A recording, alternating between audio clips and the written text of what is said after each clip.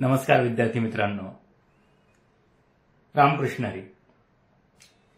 श्री हरिकीर्तन प्रबोधिनीच्या या कीर्तन प्रशिक्षण कार्यशाळेत आपल्या सर्वांचं पुन्हा एकदा स्वागत आहे.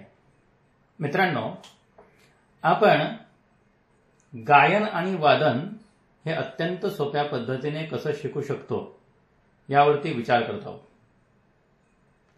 मला आशा आहे की आपण यापूर्वीचा माझा व्हिडिओ पाहिलेला असेल की ज्याच्यामध्ये आधार स्वर म्हणजे काय, म्हणजे हा जो षडज आहे तो सा हा आपला आधार स्वर आहे. तर त्याच्यामुळे आधार स्वर म्हणजे काय हे आपल्या मागच्या व्हिडिओमध्ये मी समजावून सांगितलेलं आहे. ज्यांनी कोणी तो व्हिडिओ पाहिलेला नसेल त्यांनी आताचा व्हिडिओ पाहण्याच्या अगोदर कृपया तो व्हिडिओ पाहून घ्यावा, म्हणजे संगीत विषयक आपल्या काही संकल्पना या स्पष्ट होतील आणि तुम्हाला आज मी जे काही शिकवणार आहे त्याचा जास्तीत जास्त लाभ होईल. तर मित्रांनो, मी अशी आशा करतो की आपण तो आधीचा आधार स्वर हा व्हिडिओ पाहिलेला आहे आणि आता त्यापासून पुढे आपण विचार करूया. मी मागच्या वेळी सांगितलं होतं की 3 गोष्टी फार महत्वाच्या आहेत. एक म्हणजे आधार स्वर, दुसरी म्हणजे स्वर रचना शास्त्र आणि तिसरी म्हणजे सप्तकाची रचना. तर आता आपण दुसऱ्या गोष्टीकडे आजच्या या वर्गामध्ये विशेष लक्ष देणार आहोत आणि ती गोष्ट म्हणजे स्वर रचना शास्त्र. आणि आपण ते समजावून घेऊया. चला, स्वर रचना शास्त्र म्हणजे नेमकं काय? स्वर रचना शास्त्र.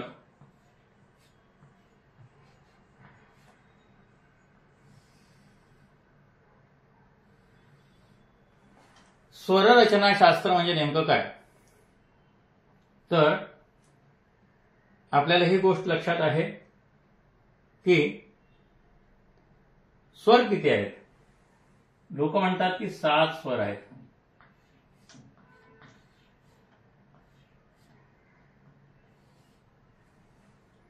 परंतु आपण कोणताही हार्मोनियम म्हणजे पेटी आपण बाजारातून विकत आणली तर त्याच्यामध्ये जे सप्तक असतं त्याच्यामध्ये 7 स्वर नाही तर एकूण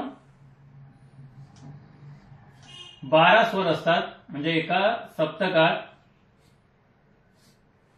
12 पट्ट्या असतात. 13 पट्ट्या कुठल्याही सप्तकात नसतात. हे तुम्ही लक्षात घ्या. आता हे सप्तकाचा सगळा जो विषय आहे तो आपण सप्तक रचना या नवीन व्हिडिओमध्ये समजावून घेऊया. आता आपण स्वरावरती आपण फोकस करूया. तर स्वरांची रचना अशी नेमकी कशी झालेली आहे? तर आपल्याला माहित आहे की 7 स्वर आहेत आणि आता मी 12 स्वर सांगितले आणि मी जर पुढे जाऊन सांगितलं की प्रमुख अर्थाने विचार केला तर स्वर हे 4च आहेत. मग तुम्ही विचाराल की महाराज हे 4 स्वर कोणते? तर आपण प्रथम हे 4 स्वरांचं जे रहस्य आहे ते आपण समजून घेऊ आणि मग आपण क्रमाक्रमाने बाकीच्या स्वरांकडे जाऊया. तर मित्रांनो, हे जे 4 स्वर आहेत प्रमुख ते आहेत सा, रे,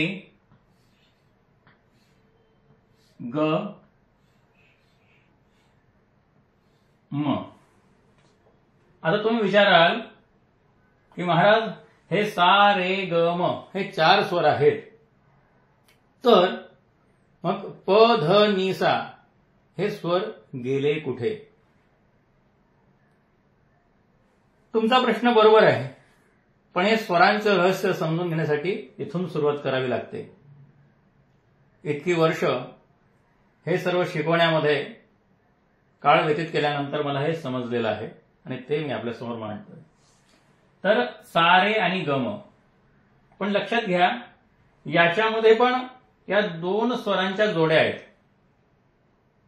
या जोड्या कुठल्या आहेत? तर सारे ही एक जोडी आहे आणि गम ही एक जोडी आहे. आपण जेव्हा सारे आणि गम यामधला फरक समजून घेतो त्यावेळेला आपल्याला स्वर हे समजायला लागतात. आधार स्वर आपण समजून घेतलेला आहे. आता सारे आणि गम याच्यामध्ये फरक काय आहे? तर सा आणि रे, सा आणि रे याच्यामध्ये एक स्वर अजून आहे, परंतु ग आणि म याच्यामध्ये स्वर नाही. बघा, म्हणजे सा आणि रे याच्यामध्ये एक स्वर आहे, पण ग आणि म याच्यामध्ये स्वर नाही. तर मग पुढचा प्रश्न की या दोघांच्या मध्ये कुठला स्वर आहे? तर रेच आहे तो, पण त्याला म्हणतात कोमल रे. त्याला म्हणतात कोमल रे. आणि त्याच्या खाली अशी रेषा मारून त्याला अधोरेखित करून तो कोमल रे आपण दाखवत. काही ठिकाणी पाय पण मोडतात. तर सा आणि रे याच्यामध्ये कोमल रे आहे. मग हा रे कोणता? तर मग याला शुद्ध रे असं म्हणावं लागतं. म्हणजे पहिला स्वर कुठला धरायचा मग? तर सा हा स्वर पहिला, 2 क्रमांकाचा स्वर कोमल रे आणि 3 क्रमांकाचा जो स्वर आहे तो शुद्ध रे. इथपर्यंत आपण आलो. तर जर आपण विचार केला की याच्यामध्ये एक स्वर आहे, म्हणजे सारे याच्यामध्ये जे अंतर आहे तेवढंच अंतर ह्या 2 रे मध्ये सुद्धा आहे. म्हणजे स्वरांचं अंतर. म्हणजे सा पासून रे जितका उंच आहे तितकाच हा कोमल रे पासून शुद्ध रे पण उंच आहे. म्हणजे हे अंतर समान आहे. लक्षात घ्या, सा पासून कोमल रे पर्यंतचं आणि कोमल रे पासून शुद्ध रे पर्यंतचं जे स्वराचं अंतर आहे ते सेम आहे. परंतु या ठिकाणी आपण असा विचार केला तर लक्षात येतं की सा पासून हे शुद्ध रे जो आहे याचं जे अंतर आहे त्या अंतराचा आणि ह्या अंतराचा विचार केला तर आपल्याला लक्षात येते की ह्या दोन मधलं जे अंतर आहे ग आणि म, या अंतरापेक्षा हे अंतर दुप्पट आहे, म्हणजे डबल आहे. बस लक्षात आलं. म्हणजे सा पासून ह्या शुद्ध रेची उंची जेवढी आहे तेवढी उंची ग पासून मची नाही. ग पासून मची तेवढी उंची नाही. पण जर आपण ही सेम उंची ठेवली, म्हणजे सा पासून रे पर्यंतची शुद्ध रे पर्यंतची उंची ठेवली स्वराची आणि म स्वर लावला, समजा लावला, तर काय होईल? काय होईल? तर वेगळा स्वर जन्माला येईल. आणि तो वेगळा स्वर आहे तो मच आहे खरा, म्हणजे तो सुद्धा, पण तो वेगळा स्वर आहे तीव्र म. आणि तीव्र म असा वरती डोक्याला शेंडी काढून दाखवतात. बघा, एका स्वरातून असे कसे स्वर जन्मतात आहे. शास्त्रकारांनी किती विचार केला असेल, म्हणून तर शास्त्र म्हणलं मी. म्हणजे जर तुम्ही सा पासून रे पर्यंत एकदा तुम्ही तुमचं अंतर फिट केलं की बाबा माझा हा सा आहे, म्हणजे आधार स्वर चॅप्टरमध्ये तुम्ही 6 फिट केला, बरोबर की नाही? आणि 6 फिट केल्यानंतर 6 पासून जो रे पुढचा स्वर आहे त्याचे एक अंतर तुम्ही ठरवलं की बाबा स रे, म्हणजे असं एक जनरल करून दाखवलं तुम्हाला मी. आता काय आपण पेटी समोर घेतलेली नाही. तर जे अंतर आपण फिट केलं, जर आपण ग पासून, आता अंतर म्हणताना आपण काय करतो की सा रे, परंतु जर आपण हे दोन्ही स्वर जर आकारात गायले, म्हणजे असं जर गायलं तर काय होणार आहे? तो आकारच राहणार आहे.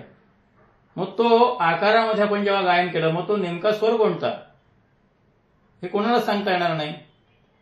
बरोबर आहे की नाही? दोनच स्वर मी गाऊन दाखवले तर ते कोणते येऊ शकतात, कारण पट्ट्यांमध्ये अंतर सेमच असतं ना. मग कोणते मी एक पट्टी घेतली, त्यातली मधली पट्टी सोडून पुढची पट्टी दाबली तर तो तसाच आवाज निघणार आहे. परंतु माझ्या आवाजाशी जुळणारा कोणता तरी आवाज असेल ना पट्टीवरती, अरे हा भलताच निघाला नाही, हा आवाज नाही, हा बरोबर यांच्याशी जुळतोय हा, म्हणजे त्यांनी ती पट्टी आणि ते कळलं, पण तोच त्यांचा सा आहे का, हे जोपर्यंत मी सांगत नाही की तो माझा सा आहे तोपर्यंत तुम्हाला सांगता येणार नाही की तो माझा सा आहे म्हणून. मग काय आहे की मी आकारात जर मी सा रे असं म्हटलं, लक्षात घ्या, तरी त्याचा अर्थ ग आणि तीव्र म असा होऊ शकतो. का होऊ शकतो, तर ह्याच्यामधलं जे अंतर आहे, लक्षात घ्या, आणि हे परत पुढचं अंतर आहे, बरोबर की नाही, एक पट दुप्पट, म्हणजे सा पासून रे पर्यंत जे अंतर आहे ते ग पासून तीव्र पर्यंत अंतर झालं. बरोबर की नाही, कारण ग पासून एक म पट्टी सोडली तर पुढची पट्टी काय आहे, तीव्र म. सेम अंतर आहे. त्याच्यामुळे आपण आकारात जर गायन केलं आ असं, तर त्याचा अर्थ सा रे असा पण होऊ शकतो, म्हणजे अंतरपात्र नीट ठेवा, आणि त्याचा अर्थ ग तीव्र म असा देखील होऊ शकतो. मग तीव्र म असा अर्थ होऊ नये, मग आपल्याला काय करावं लागेल की जेवढा आपली ही उंची आहे दोन आकारांची, म्हणजे आ यातली जी उंची असेल त्याची बरोबर निम्मी जर उंची ठेवली तर आपला मग ग म होईल. हे लक्षात घ्या. मग जेव्हा आपण आकारात आ असे 4 स्वर म्हणतो तर त्यावेळेला आपण लक्षात ठेवलं पाहिजे की ह्या दोन आकारांमध्ये जेवढं अंतर आहे तेवढं अंतर, त्याच्याबरोबर निम्म अंतर ह्या दोन आकारात असलं पाहिजे.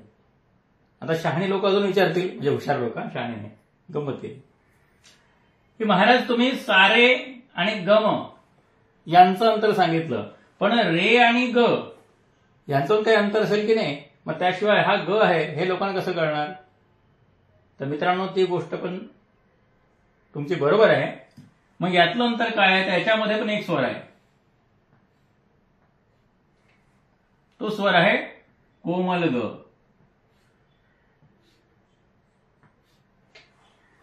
कोणता स्वर आहे, कोमल ग. आणि त्याच्यामुळे नॅचरली, म्हणजे स्वाभाविकपणे या दोन स्वरांमध्ये जे अंतर आहे, बरोबर की नाही, तेवढंच अंतर, म्हणजे जेवढं अंतर सारे मध्ये आहे म्हणजे शुद्ध रे, तेवढंच अंतर रे आणि ग दोन्ही शुद्ध हा याच्यामध्ये आहे. बरोबर की नाही, म्हणजे हे जेवढं अंतर आहे तेवढंच हे सेम अंतर आहे, परंतु पुढचं अंतर मात्र त्या निम्म आहे. म्हणजे हे दुप्पट अंतर धरलं तर हे दुप्पट, हे अंतर दुप्पट, आणि हे मात्र त्याच्या एक पट. हे दुप्पट अंतर आणि हे अंतर एक पट. म्हणजे एकदा आपण सा हा स्वर लावला, बरोबर की नाही, आणि दुप्पट अंतर मनात धरून वरचा स्वर घेतला रे, आणि तेवढंच अंतर मनात धरून पुढचा स्वर घेतला ग, तर पुढचा जेव्हा म स्वर घ्यायचा आहे तर म स्वर घेताना ते स्वराची उंची, अंतर म्हणजे उंची, हाईट, ती बरोबर याच्या अर्धी असली पाहिजे, तेव्हा तो म आपण उच्चारू, तो म शुद्ध म होईल, नाहीतर मग तो तीव्र म होईल. बरोबर आहे. आता हे स्वर मोजे किती झाले, 1 2 3 4 5 6, आणि हे झाला 7वा स्वर. बघा बरं, 1 2 3 4 5 6 आणि 7. आता याच्यामधली जी रचना आपण केलेली आहे ती सेम रचना परत एकदा रिपीट होते, आणि काय बनतं, पुढचे पदनिसा. तर आपण याच्या खालतीच पदनिसा लिहून घेऊया, म्हणजे तुम्हाला त्यातलं सेम जे साम्य आहे ते तुमच्या लक्षात येईल. प ध नी आणि सा. हा जो सा आपण लिहिलेला आहे, हा सा जो आहे हा वरचा सा आहे, म्हणजे दुसऱ्या सप्तकातला आहे, हा सप्तकातला सा नाही येतो. या लक्षात घ्या, सप्तक रचनेमध्ये सगळं हे स्पष्ट होईल, म्हणून पुढचा व्हिडिओ पण तुम्ही बघितला पाहिजे, सप्तक रचना. तर हा आहे वरचा सा दुसऱ्या सप्तकातला, आणि म्हणून आपण म्हणत होतो ना 7 स्वर असतात, ते बघा हे मूळ स्वर 7. 1 2 3 4 5 6 7. बरोबर आहे. हा जो स्वर आहे हा पुढच्या सप्तकातला आहे. बरोबर आहे. सा रे ग म पद नि सा. मग जर आपण इकडे बघितलं तर सा आणि रे मध्ये एक कोमल स्वर आहे, तर इथे देखील एक कोमल स्वर आहे. मग तो कुठला असणार? बरोबर, कोमल ध असणार. हा शुद्ध ध, हा कोमल ध. जर रे आणि ग मध्ये एक स्वर आहे तर ध आणि नी मध्ये एक स्वर असला पाहिजे. मग तो कुठला आहे? कोमल नी.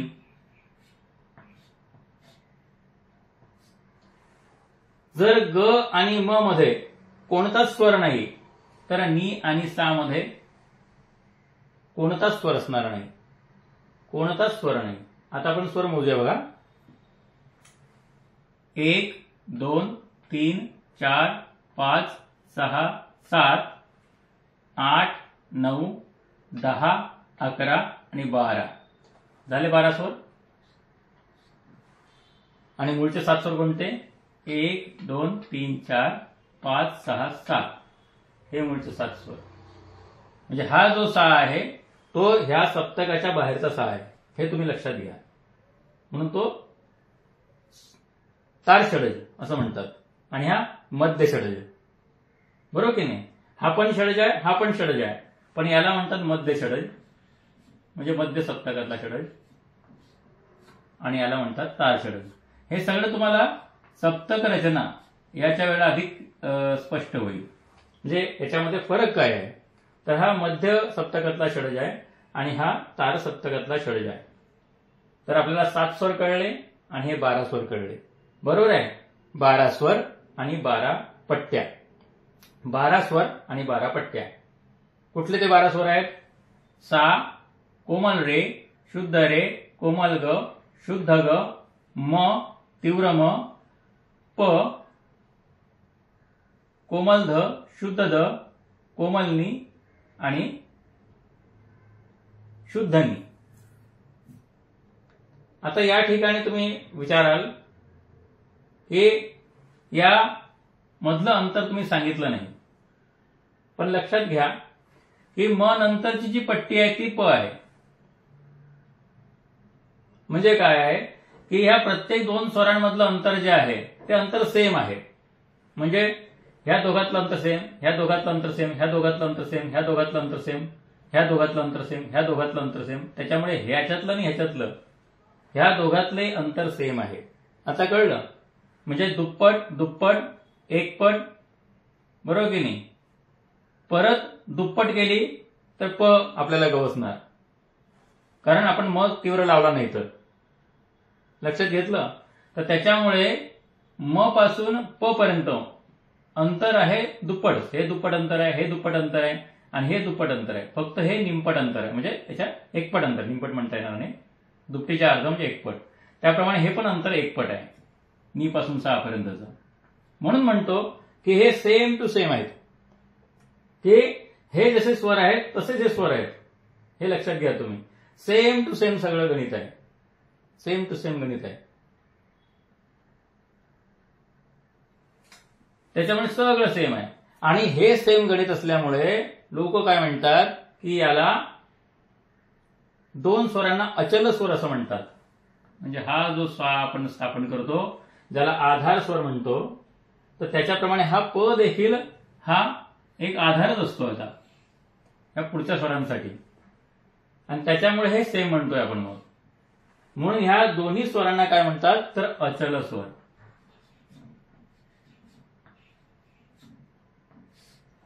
बरोबर आहे. आणि त्याच्याबरोबर हे स्वर अचल आहेत. मग बाकीचे स्वर जे आहेत हे सोडले आपण, तर हे सगळे विकृत स्वर आहेत. त्याला विकृत स्वर म्हणतात. म्हणजे काय ते बदलतात. विकृत म्हणजे असं नाही. पॅथॉलॉजी आपण म्हणतो की नाही, आपलं रक्तपित्त चेक करतो आपण, त्याला म्हणतात इंग्रजीमध्ये पॅथॉलॉजी आणि मराठीमध्ये त्याला विकृतीशास्त्र म्हणतात. म्हणजे आपल्या रक्तामध्ये काही बदल झालाय का, त्याच्यामध्ये जे घटक आहेत ते बदल, म्हणजे बदल. तर मग हे 2 अचल स्वर आहेत आणि बाकी सगळे हे उरलेले स्वर जे आहेत. आता ह्यातला हा पण अचलच आहे, नाही तुम्ही म्हणाल की हा पण यात घेतला काय तुम्ही म्हणून, कारण तो 7च भाऊ आहे. त्याच्यामुळे हे उरलेले जे स्वर लिहिलेले आहेत ते सर्व स्वर काय आहेत तर विकृत स्वर. त्यांना म्हणतात विकृत, म्हणजे ते बदलतात. रे, कोमल रे म्हणजे त्याच्यामध्ये विकृती आहे, म्हणजे हा विकृत होतो, स्वर बदलतो. बदलला म्हणजे विकृत झाला, बरोबर की नाही? विकृत स्वर. म्हणजे लक्षात आलं, हे दोन अचल स्वर आणि बाकी उरलेले सगळे हे जे विकृत स्वर आहेत ते, बरोबर की नाही? म्हणजे रे, ग, ध, नी आणि म. म विकृत होऊन तीव्र म होतो आणि हे बाकीचे रे, ग, ध, नी हे जे स्वर आहेत विकृत होऊन कोमल होतात, बरोबर की नाही? म्हणून दोन प्रकार आपण बघितले, शुद्ध स्वर आणि कोमल स्वर, म्हणजे विकृत स्वर. तर त्याच्यामध्ये मग तीन प्रकार झाले, शुद्ध आणि कोमल आणि तीव्र. शुद्ध, कोमल, तीव्र, बरोबर की नाही? शुद्ध स्वर, कोमल स्वर,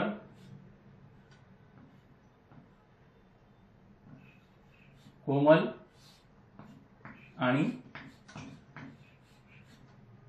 तीव्र, असे हे स्वरांचे आपले तीन प्रकार झाले.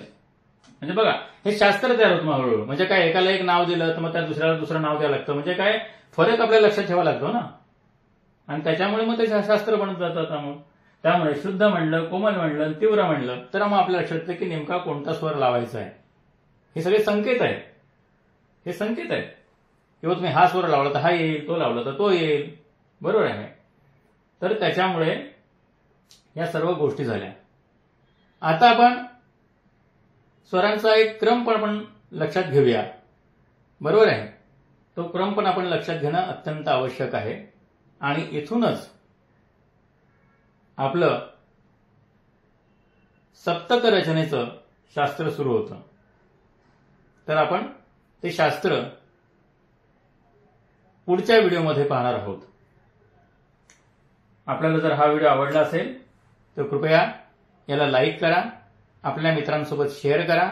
आपल्याला काही विचारायचं असेल तर कृपया याच्यावर तुम्ही आपली शंका कॉमेंट बॉक्समध्ये विचारू शकता. आणि आमचे असेच नवीन नवीन व्हिडिओ पाहण्यासाठी आमच्या या चॅनलला आपण कृपया शेअर करा, हीच विनंती. पुन्हा भेटू पुढच्या व्हिडिओमध्ये. रामकृष्ण.